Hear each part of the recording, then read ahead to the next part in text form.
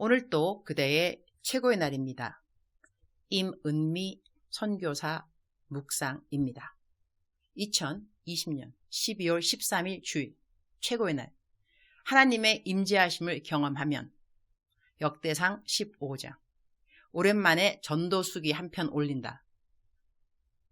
목사님께서 후원해 주신 책과 마스크로 전도의 기쁨과 생수를 맛보던 중 교회에서 한 청년을 만나게 되었습니다. 믿음을 더 세우고 싶고 주님을 더욱 만나기 원한다고 해서 함께 말씀과 기도를 나누면서 저의 작은 마스크 전도 수기도 함께 나누게 되었습니다. 하나님께서는 저의 생각보다 훨씬 더 빠르게 일하셨고 이 청년을 만나 주셨고 하루가 다르게 얼굴에서는 빛과 평강이 나타났습니다. 마스크 5장을 받아서는 맥도날드 드라이브를 시작한 마스크 전도. 마스크가 더 필요할 것 같다면서 가는 곳마다 믿음으로 전도를 하는데 저에게는 용기를 내어야 하는 일인데 담대하게 바울처럼 복음을 전하는 모습이 멋졌습니다. 오늘 저녁에는 폐지를 주우시는 할머니께 마스크를 드리고 싶다면서 터벅터벅 다가가서는 활짝 웃으며 마스크를 드리면서 복음을 전하더군요. 울컥 하면서 예수님의 사랑이 생각났습니다. 나중된 자가 먼저 된다고 이 형제를 통해 전도의 문이 활짝 열리고 복음의 열매가 맺어지는 걸 보면서 너무 벅차고 감사했습니다. 사람들의 눈에는 그저 마스크, 책일지 몰라도 기도를 통해서 그 안에 예수님의 사랑과 생명이 들어간다면 생수가 되어서 메마른 영혼을 적실 수 있다는 믿음의 확신이 생겼습니다.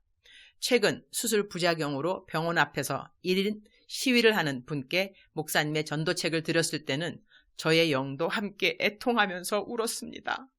이상하게 전도를 하고 나면 눈물이 계속 나는 게 저의 눈은 요즘 고장난 수도꼭지입니다.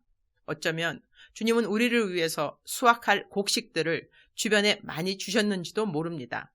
복음을 전하는 자가 얻는 기쁨을 가득 느낄 수 있도록요.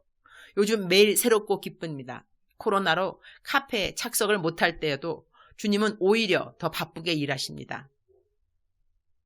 전도의 기쁨을 알려주신 목사님 정말 감사해요. 역대상 15장 13절. 전에는 너희가 매지 아니하였으므로 우리 하나님 여호와께서 우리를 찢으셨으니 이는 우리가 규례대로 그에게 구하지 아니하였음이라 하니. It was because you, the Levites, did not bring it up the first time that the Lord our God broke out in anger against us. We did not inquire of him about how to do it in the prescribed way. 내가 역대상 13장을 묵상할 때에 왜 하나님이 하나님의 궤를 갖고 나올 때 새 수레에 하나님의 궤를 실은 것이 죄였는지, 소가 띄었다고 웃사가 하나님의 궤를 붙들었다가 죽임을 당했는지, 그 정확한 이유를 하나님이 15장에 말씀하신다고 미리 예고했는데 바로 오늘 이 구절에 하나님이 정확하게 그 이유를 설명하셨다. 전에는 너희가 매지 아니하였으므로 우리 하나님 여호와께서 우리를 찢으셨으니 이는 우리가 규례대로 그에게 구하지 아니하였음이라 하니, 사람의 손으로 메어야 했던 하나님의 궤를 그들이 매지 않았음은 규례대로 하나님께 구하지 않음과 동일한 죄였다고 하는 것. 그래서 내가 역대상 13장에서 삶의 적용을 말할 때 우리가 하나님의 영광을 구한다고 말하면서 하는 어떠한 일들이 하나님의 법에 따르지 않으면 모두 헛 영광을 구한 것이요 헛수고라고 그렇게 삶에 적용을 했었다. 그만큼 하나님은 하나님이 정해놓으신 방법대로 우리가 살아가기를 원하시는 것이다. 오늘은 위의 말씀으로 삶에 적용을 하기보다는 다른 구절로 하기를 원한다. 위의 말씀은 역대상 13장에 내가 15장에서 하나님이 말씀하시는 답이 있다고 말을 했기 때문에 그 답을 올려놓은 것이다. 그러면 오늘 나의 묵상 구절은 무엇일까? 오벳 에돔이라는 사람에 대한 것이다. 하나님의 궤를 다윗은 누구의 집에 두었는가? 오벳 에돔이라는 사람 집에 두었다. 성경은 그가 가드 사람이라고 한다. 가드 사람? 가드 사람이면 떠오르는 사람이 있는가? 골리앗, 그가 가드 사람이다. 예루살렘이 아니라 블레셋 지방에 살고 있었던 오벳 에돔이지만 그 집에 하나님의 궤가 있는 동안 하나님이 그와 그의 가족에게 복을 주었다고 한다. 오벳에돔은 3개월 동안 하나님의 궤가 집에 있는 동안 어떠한 삶을 살았기에 하나님이 그와 그의 가족에게 복을 주셨을까? 그는 하나님의 임재하심이 무엇인가를 배우지 않았을까? 오늘 나의 묵상 구절은 15장 24절이다. 제사장 스바냐와 요사박과 느다넬과 아미세와 스가랴와 분하야와 엘리에셀은 하나님의 궤 앞에서 나팔을 부는 자요. 오벳에돔과 여히야는 궤 앞에서 문을 지키는 자이더라.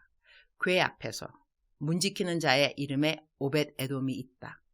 그는 자기 집에 있던 하나님의 궤가 다윗의 성으로 옮겨온 후에도 궤의 가장 앞자리에 있고 싶어한 것은 아닌가? 그런 생각도 든다. 나중에 오벳에돔의 아들들 이름이 나오는데 모두 다 리더의 자리에 있는 것을 알 수 있다. 하나님의 궤가 오벳에돔의 집에 있는 동안 그는 어떻게 하나님을 섬겼으며 어떻게 그들의 가족들로 하여금 하나님을 섬기는 자녀들로 인도할 수 있었기에 그의 모든 아들들이 왕 곁에서 중직들을 맡는 신하들이 될 수 있었을까? 주님, 오늘 또 최고의 날입니다.